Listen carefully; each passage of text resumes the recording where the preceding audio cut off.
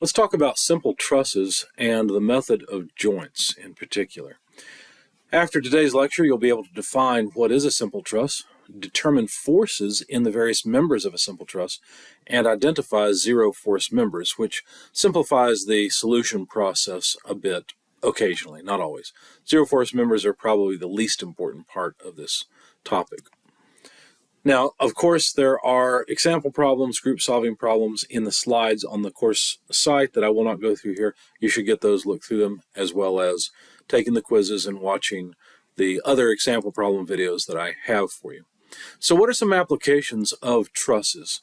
Well, if you've ever built a home or worked on a home or a building, you probably know that trusses are exceedingly common in roof support. But a truss also can be used for floor joists, for example, for supporting flooring. So they are, instead of using one huge beam to support loads, trusses can be used to use much less material and often have more strength than a simple beam would have had. So anywhere you need to support a load and you don't want to use a whole bunch of material to do it, a truss is often the solution. How would you determine, though, the amount of force in each member of a truss? How do you do that? Or even more challenging, how do you change the design of the truss to minimize material usage and therefore cost and weight, and yet take the load? That's an even more challenging problem. What you're going to learn here is how to analyze trusses, and the assumption is that you could design some trusses, analyze them, and select one that is ideal. However, the design of trusses is in itself heavily dependent upon analysis. Trusses don't have to be used for just bridges or roofs. They can be used for cranes and other frames and structures. And so trusses are actually absolutely critical for a wide variety of applications. So how can we design a lightweight structure made of trusses to satisfy cost specifications, support loads, make it easy to manufacture, easy to maintain, and inspect even over its lifetime? Did you know that bridges have to be inspected periodically? And that's a good thing. You don't want to drive across a bridge and be the one that, the last car to go across because the bridge fails, right? So bridges are inspected in order to determine how they have changed or if they've been damaged so that they can be repaired and hopefully continue to serve safely in an application, because almost all of the time a truss is used for supporting some kind of weight, and if that weight falls, there's a potential for damage to property or human life even. So what exactly is a truss? Well, it's a structure, and it's composed of slender members. These members are longer than they have cross-section. Their length dimension is much, much larger than their width, or in this view, their depth dimension.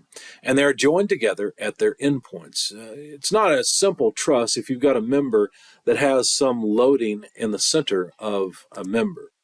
Now, a very common type of truss is a planar truss, where all of the members lie in a single plane. It's possible to have a so-called space truss, and the principles we're using here could be used to analyze space trusses, but you probably won't encounter them as much as you do planar trusses. So a simple truss is a planar truss that begins with a triangular element and can be expanded by adding two members in a joint. So for a truss such as this, the number of members, which is given the symbol M, is equal to it's related to the number of joints, but it's equal to 2 times the number of joints minus 3. And so that's how you calculate the relationship between the number of members and number of joints. That's just an interesting side note. We're not going to use that for anything else in the course. Now, when you're designing the members of a truss, you really have to determine the force in each of the members, and this process is called force analysis. There are 2 assumptions that we always make when we are performing this analysis. Number one, we assume that any loads are applied at the joint. So wherever there's a pin, that's where a load can be applied, but nowhere else. Now that may seem a little bit strange because you realize that if you've got a bridge that's made of a truss, there's a continuous roadbed along the entire length of the bridge, right? So you may say, well, I mean, what happens when a car is between, the span along the length of a member between 2 pins? Well, what we assume is that there's a roadbed that is attached at the various pins. And of course, we're just trying to approach simple truss analysis You could have a truss, although it would not be a simple truss, that does have loads in the midpoint that are lateral loads at the midpoint of the members. But that's a much more complicated analysis, and our goal here is for you to learn some things and be able to apply your knowledge to some simple situations. So we assume that all of the loads are applied at the joints, not along the length of the members, and we neglect the weight of the truss so that, again, there can be no load along the length of the member, but only at the ends of the member. And then we assume that the pins that join the truss together are all smooth. In other words, there's no friction at the pins. And what happens when we make these two assumptions is that we end up with all members being so-called two-force members. And there's a huge advantage to that. The advantage is that the analysis of an individual member is much more simplified. Since there are only two forces on that member, then those two forces have to lie along a single line for the sake of static equilibrium. And that makes things a little bit easier. Again, we're trying to approach an easy analysis and something that is reasonable for the real world. In effect, what that means is that all members will either be in simple tension or compression. Now, compressive loads have their own set of concerns. We won't talk about buckling, which is the concern with compressive loads on a slender member. We'll talk about that in strength of materials. But often the size requirement for a compressive member is larger than the size requirement for a tensile member, simply to prevent buckling. But again, we'll talk about that in another course. So the first method to teach you in order to perform this force analysis is the so-called method of joints. The idea is that we will calculate forces in the various members by isolating joints and drawing free body diagrams of the various pins or joints. So in this case, you see that pin B has been extracted. There's the externally applied load of 500 newtons going to the right, and then there is a compressive load, FBC, going up and to the left, and then there's a tensile load, FBA, going straight down. Now, FBC comes from member BC, and FBA comes from member BA. And so the way these are drawn in this particular situation, BC would be in compression and BA would be in tension. This is something we need to talk about. I do this too, but generally what you try to do is draw the direction of the forces such that you assume that the members are in tension. That was not done here, and I don't always do that myself, but that's the default that you should stick with, is assuming that members are in tension. Now you might look at this and be a little confused and say, well, wait a second. FBA is pointing down. That looks like it'd be pushing down on BA, and therefore BA is in compression. Well, the problem is you're not thinking about the fact that this force, FBA, is a force on the pin from the member. The force on the pin from the member is downward. In other words, the member is pulling down on the pin. So that means the pin is pulling up on the member, and therefore the member is in tension. So it can be kind of difficult to reason through all of that until you get used to it. And so just drawing your force arrows so that the members are assumed to be in tension is a good thing to do when you're starting out. And I'm sorry that I don't always follow that myself in my example problems, but for you, you should. So once we've got a free body diagram of the pin, all we have to do is apply the equations of equilibrium. Now you realize that there are sum of force and sum of moment types of equations. But think about it, with the method of joints, we're basically dealing with a point.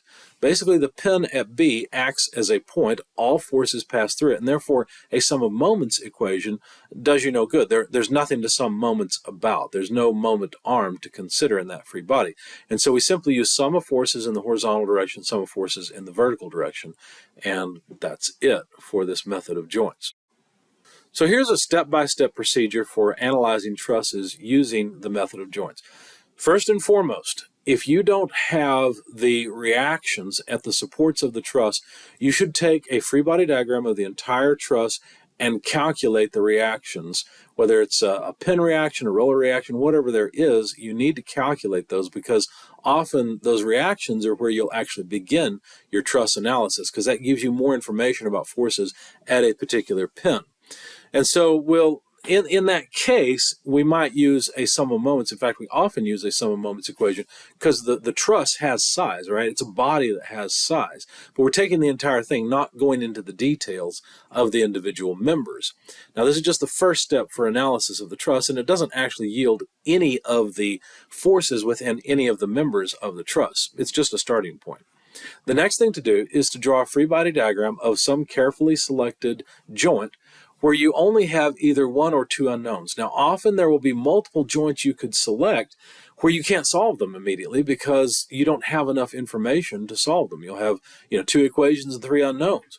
In that case, you can't solve that joint. So you've got to select a joint to begin with. Often, the joints you will begin with are the ones at the support reactions.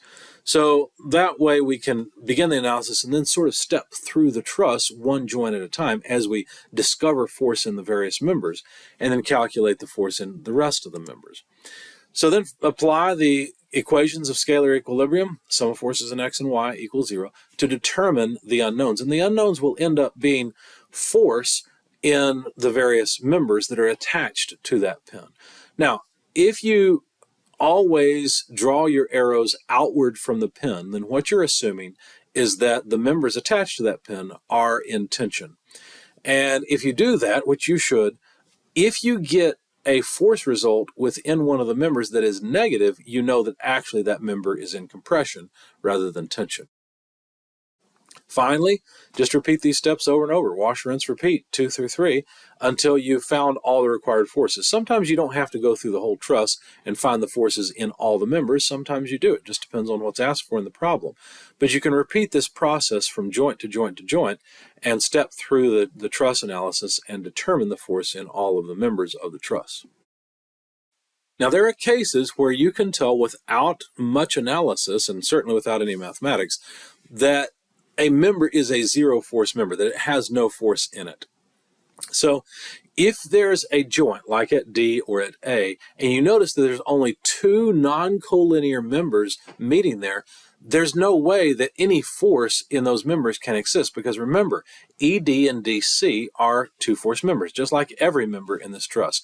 And since they are two force members, you know that the line of action of the force at D from each of those members is simply going along the direction of the truss, right?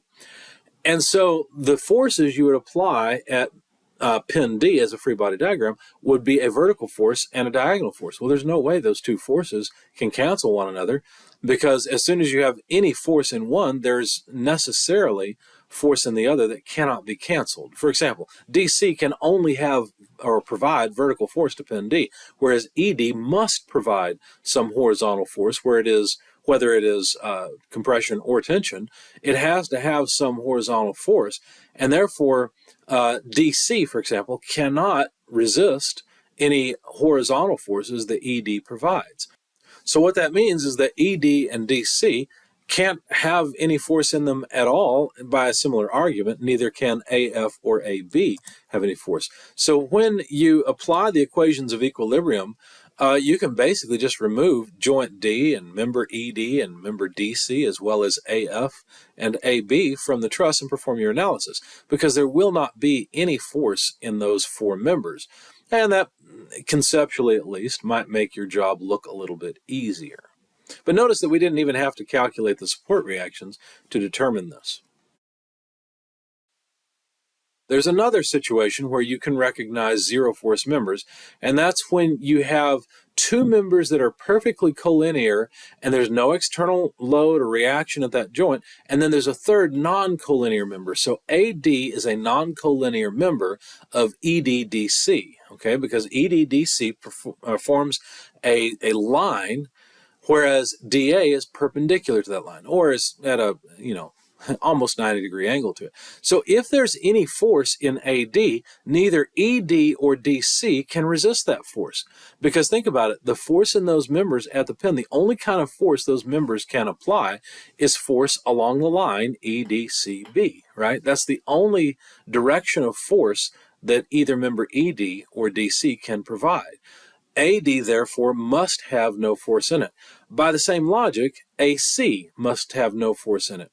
And so a simplified version of the truss is as you see in the lower figure. Now, in the real world, AD and AC cannot simply be removed because any imperfection in the alignment of ED and DC, or any small load at D, for example, without AD present, would cause the members ED and DC to toggle, to pivot. And of course, the truss would not be stable.